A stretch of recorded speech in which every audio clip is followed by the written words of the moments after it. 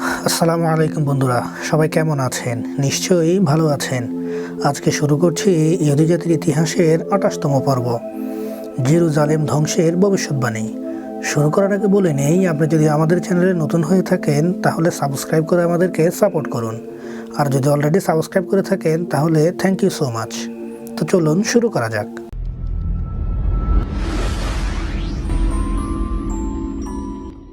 Hebrew নবীদের মাঝে আরেকজন গুরুত্বপূর্ণ নবী ছিলেন খ্রিস্টপূর্ব 6ষ্ঠ শতকের হিজকেল বা ইহিজকেল। তার মা বৃদ্ধ বয়সে বাচ্চার জন্য প্রার্থনা করেছিলেন এবং আল্লাহর দয়ায় জন্ম নেন হিজকেল আলাইহিসসালাম।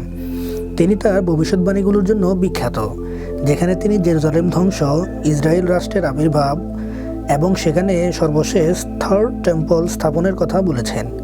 সম্ভবত তিনি খ্রিস্টপূর্ব 622 সালে জন্ম নেন এবং 51 অথবা 52 বছর বেঁচে ছিলেন তিনি। বুজ্জির ছেলে হিজকেল আলাইহিসসালাম ইমাম পরিবারে জন্মগ্রহণ করেন। তার বয়স যখন 30 বছর তখন তিনি প্রথম ঐশীবাণী পান। তখন ব্যাবিলনীয় নির্বাসনের 5 বছর পেরিয়ে গিয়েছে। তিনি স্ত্রীকে নিয়ে চেবার নদীর তীরে তেল আবিবে থাকতেন। তার কোনো সন্তানাদির খবর পাওয়া যায় না। তার প্রথম ঐশী অভিজ্ঞতা তার নিজের লেখনী থেকে বর্ণনা না করে উপায় নেই। তিনি এক অদ্ভুত যানের কথা লিখেছিলেন। তো চলুন ওনার ঐশী অভিজ্ঞতা ওনার নিজের লেখনী থেকে জেনে নেওয়া যাক। 30 বছরের চতুর্থ মাসের 5ম দিনে বাদশাহ জিওয়াখিনের নির্বাসনের 5ম বছরের ওই মাসের 5ম দিনে ইহেজকেল ইমামের কাছে মাবুদের কালাম নাজেল হলো।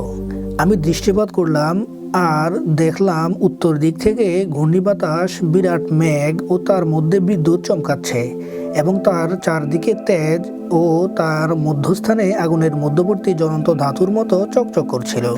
আর তার মধ্য থেকে 4টি প্রাণীর মূর্তি প্রকাশ পেল।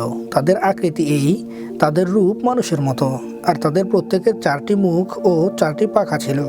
তাদের পা সোজা, পায়ের তলা বাছুরের পায়ের তলার মতো এবং তারা পরিষ্কার করা ব্রোঞ্জের উজ্জ্বলতার মতো উজ্জ্বল।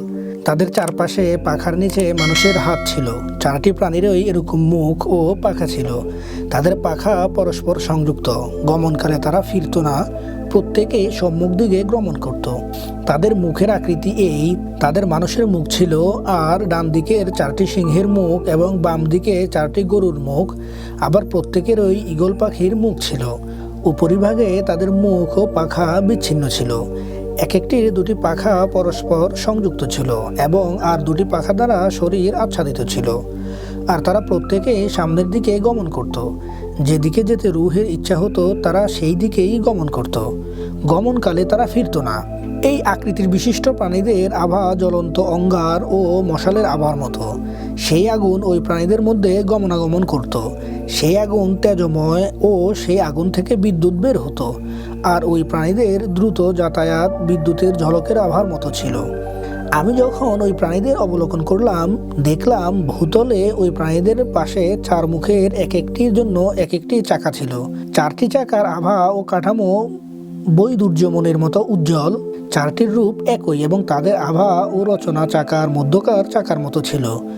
গমনকালে ওই 4টি চাকা চারপাশ গমন করত, গমনকালে ফিরত না।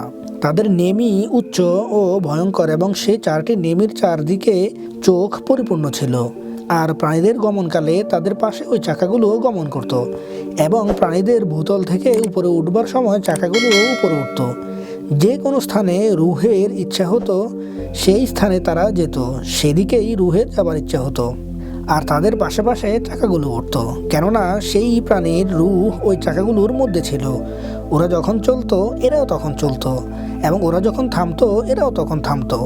আর ওরা যখন ভূতল থেকে উপরে উঠতো চাকাগুলো তখন পাশাপাশি উপরে উঠত, কেননা ওই প্রাণীর রুহ ওই সমস্ত চাকার মধ্যে ছিল। আর সে প্রাণীর মাথার উপরে এক শূন্যস্থানের আকৃতি ছিল, তা ভয়ঙ্কর স্ফটিকের আবার মতো তাদের মাথার উপর বিছানো ছিল। সেই শূন্যস্থানের নিচে তাদের পাখা সকল পরস্পরের দিকে সোজাভাবে মেলে দেওয়া ছিল। প্রত্যেক প্রাণীর এই দিকে 2 ওই দিকে 2 পাখা বিছানো ছিল। সেগুলো তাদের শরীর আচ্ছাদন করছিল। আর তাদের গমনকালে আমি তাদের পাখাগুলোর ধ্বনিও শুনলাম। তা মহাজলরাশির কল্লোলের মতো, সর্বশক্তিমানের রবের মতো, সৈন্য সামন্তের ধ্বনির মতো তুমুল ধ্বনি। দণ্ডায়মান হবার সময় তারা নিজ নিজ পাখা শিথিল করত। তাদের মাথার উপরিস্থ শূন্যস্থানের উপরে একটি শব্দ হচ্ছিল, দণ্ডায়মান হবার সময়ে তারা নিজ নিজ পাখা শিথিল করত। আর তাদের মাথার উপরিস্থ শূন্যস্থানের উপরে একটি সিংহাসনের নীলকান্তমণির মতো আভা বিশিষ্ট একটি সিংহাসনের মূর্তি ছিল। সেই সিংহাসন মূর্তির উপরে মানুষের আকৃতির মতো একটি মূর্তি ছিল, তা তার উপরেই ছিল। তার কোমরের আকৃতি থেকে উপরের দিকে আমি জ্বলন্ত ধাতুর মতো আভা দেখলাম। আগুনের আভা যেন তার মধ্যে চারদিক ছিল, আগুনের আভা যেন তার মধ্যে চারিদিক থেকে ছিল। এবং তার কোমরের আকৃতি থেকে নিচের দিকে আগুনের আভা দেখলাম, এবং তার চারদিকে তেজ ছিল। বৃষ্টির দিনে মেঘ উৎপন্ন ধনুকের মতো আভা, তার চারদিকে তেজের আভা সেরকম ছিল, আর মাবুদের মহিমার মূর্তির আভা। আমি তা দেখা মাত্র উবুড় হয়ে পড়লাম এবং কথা বলছে এমন একজন ব্যক্তির কণ্ঠস্বর শুনতে পেলাম। 22 বছর ধরে ইহজকেল আলাইহিস সালাম নবীত্ব পালন করেন। তার প্রথম ভবিষ্যৎবাণী তিনি দেখে যেতে পেরেছিলেন, অর্থাৎ জেরুজালেমের পতন। তার সমসাময়িক নবী ছিলেন ইয়ারামিয়া আলাইহিস সালাম। ইয়ারামিয়া আলাইহিস সালাম ছিলেন জেরুজালেমে, কিন্তু হিজকেল ছিলেন ব্যাবিলনে। পবিত্র কোরআনে এই ঘটনাটির উল্লেখ আছে, যা ধারণা করা হয় ধ্বংসপ্রাপ্ত জেরুজালেম নিয়ে। তুমি কি সে লোককে দেখোনি যে এমন এক জনপদ দিয়ে যাচ্ছিল যার বাড়িঘরগুলো ভেঙে ছাদের উপর পড়েছিল?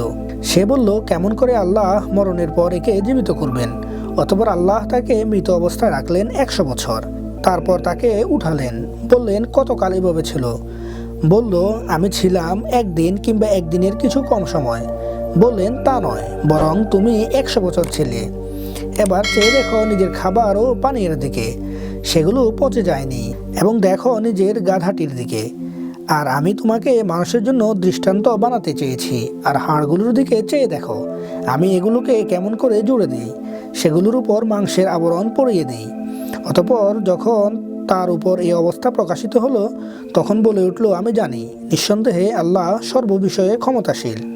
এটি বর্ণিত আছে পবিত্র কোরআনের সূরা বাকারার 259 নম্বর আয়াতে। বলা হয়, এই ঘটনাটি বর্ণিত মানুষটি ইয়ারামিয়া আলাইহিস সালাম বা হযরত হিজকেল আলাইহিস সালাম ছিলেন।